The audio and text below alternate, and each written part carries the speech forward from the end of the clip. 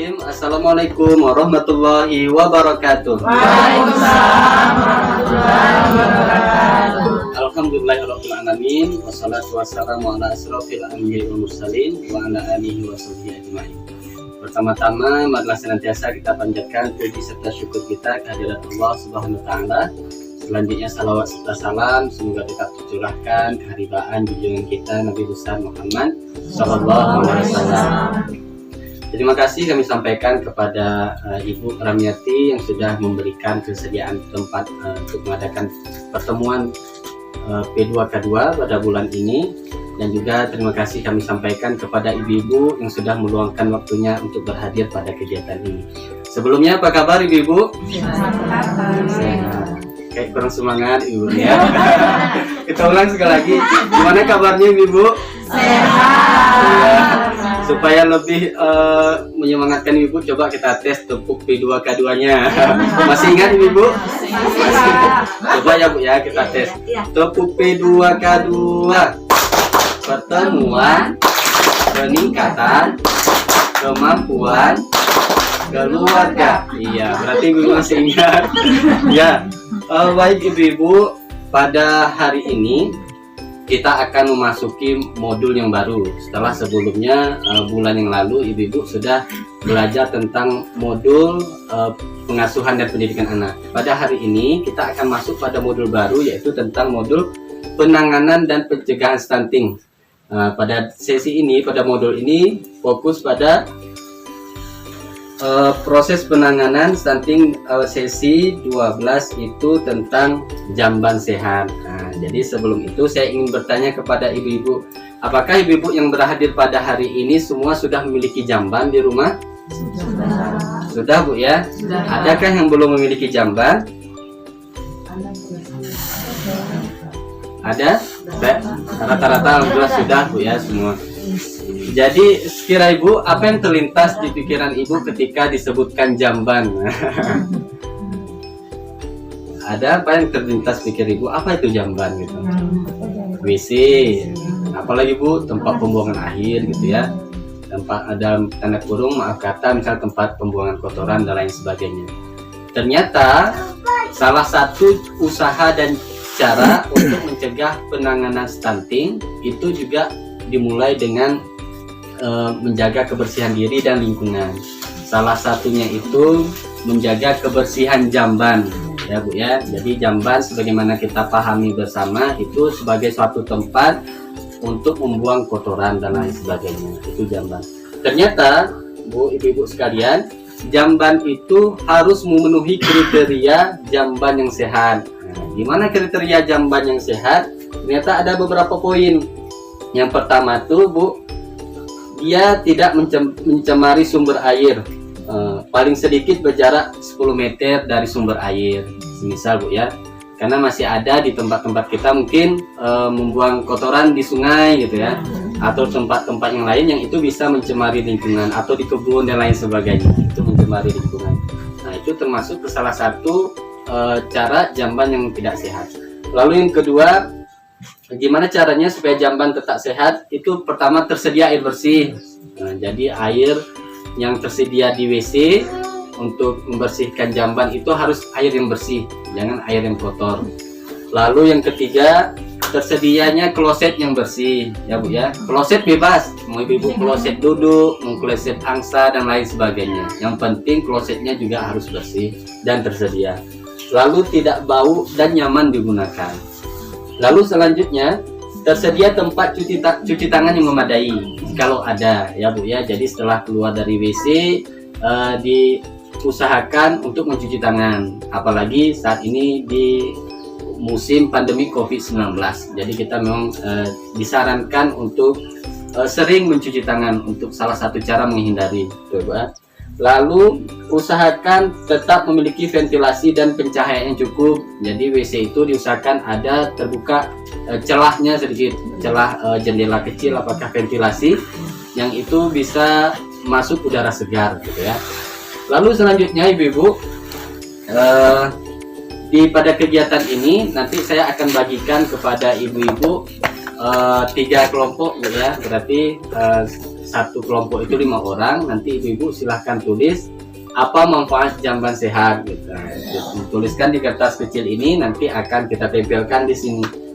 Saya bagi 1, 2, 3, 4, 5 kelompok 1, 6 terus sama Bu Murni ya, satu lagi 1, 2, 3, 4, 5, 6 kelompok 2 dari Ibu Endang 1, 2, 3, 4, 5 ini kelompok 3 ya. Jadi tugas ibu tinggal dituliskan di kertas kecil ini, menurut ibu apa manfaat dari jamban sehat. Nah, ringan Bu ya, mudah ya.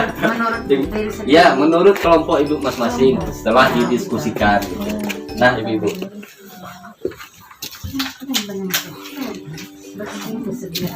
Nah, Bu.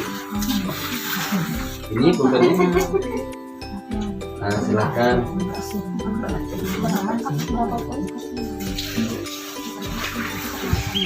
Berapa poin, Pak?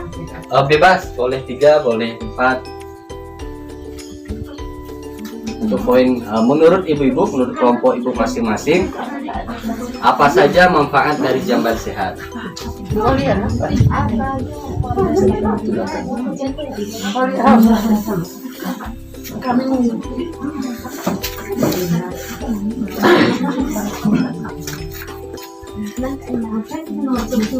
Berapa poin tadi, Pak? Boleh 3.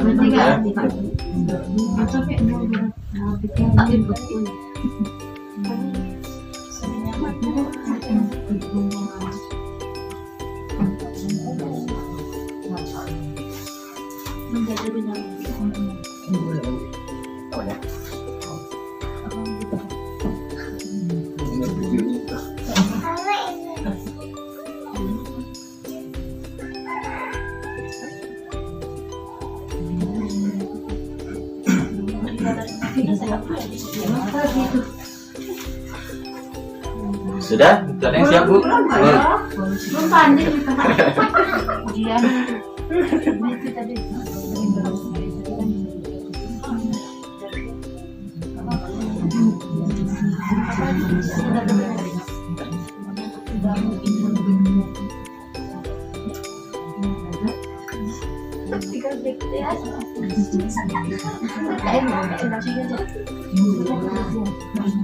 Ya, sudah ya.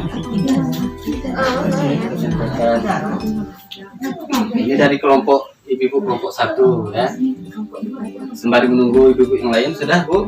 Kelompok 3 sudah, tinggal kelompok 2 ya. Jadi sembari kita tunggu kelompok 2, ini kelompok 1 tadi ibu ada menyampaikan, pertama keluarga yang sehat ya, manfaatnya dari jamban sehat itu terciptanya keluarga yang sehat. Lalu yang kedua, menjadi lebih nyaman ya Bu ya. Lalu yang ketiga, terhindar dari penyakit, betul ya Bu ya, terhindar dari penyakit, biasanya penyakit jari dan lain sebagainya. Lalu dari kelompok 3 menyampaikan manfaat dari jamban sehat itu, pertama tidak mencemari lingkungan ya, disampaikan oleh ibu kelompok 3. Lalu yang kedua, polusi udara. Nah, polusi udara gimana maksudnya? Polusi udara. Ya, baunya itu tidak menyebar ya Bu ya. Lalu yang ketiga sama, dari kelompok 1 lebih nyaman. Ya, lalu selanjutnya dari kelompok 2. Nah, nih kelompok 2 menyampaikan manfaat dari jamban sehat. Pertama, untuk membuang air besar. Nah, ini memang fungsinya untuk itu ya. Fungsi jamban itu untuk buang air besar. Tapi manfaat jamban sehat bisa lah ya, salah satu.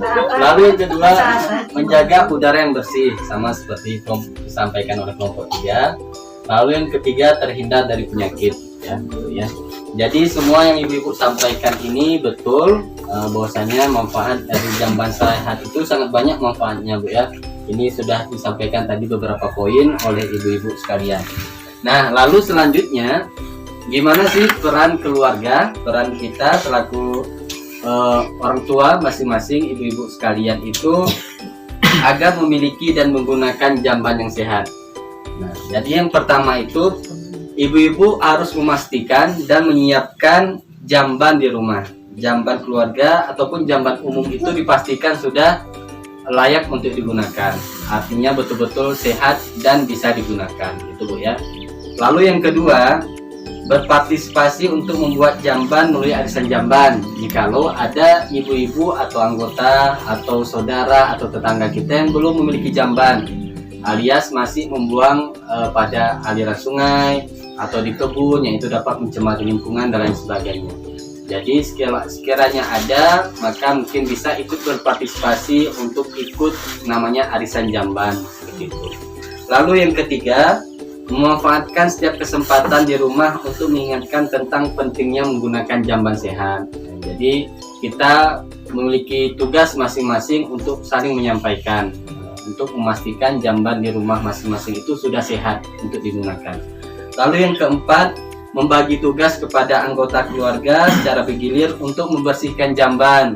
Jangan nanti jambannya setahun sekali buat bersihkan. Jadi usahakan begitu sudah kotor dibersihkan gitu ya. Ini sebagai salah satu cara untuk membersihkan jamban untuk menghindari penyakit-penyakit yang dapat menularkan dan membahayakan, apalagi untuk menghindari anak itu mengalami stunting gitu ya, karena salah satu penyebabnya dari jamban yang tidak sehat. Lalu yang terakhir, setiap keluarga yang punya bayi dan balita harus membuang kotoran anaknya ke jamban. Jadi jangan dibuang di lingkungan sekitar rumah, yang itu bisa mencemari lingkungan seperti yang sudah Ibu sampaikan tadi sebelumnya. Nah, baik ibu-ibu, dari pemaparan modul ini, adakah yang ingin ibu-ibu diskusikan atau ingin ibu tanyakan? Kami persilahkan. Ada? Sudah paham ibu semuanya? Masalah sehari-hari. Ya. Itu kerjaan orang perempuan. Ya. Saya kira ibu berarti memang udah ini ya, sudah mengerti, dan sekaligus ini hanya sebagai sharing dan berbagi ilmu kita bersama. Mungkin hanya ini yang dapat saya sampaikan. Terima kasih kepada ibu-ibu yang sudah mengikuti pada sesi modul ini. Lebih kurang saya mohon maaf. Wabillahi taufiq wal hidayah. Wassalamualaikum warahmatullahi wabarakatuh.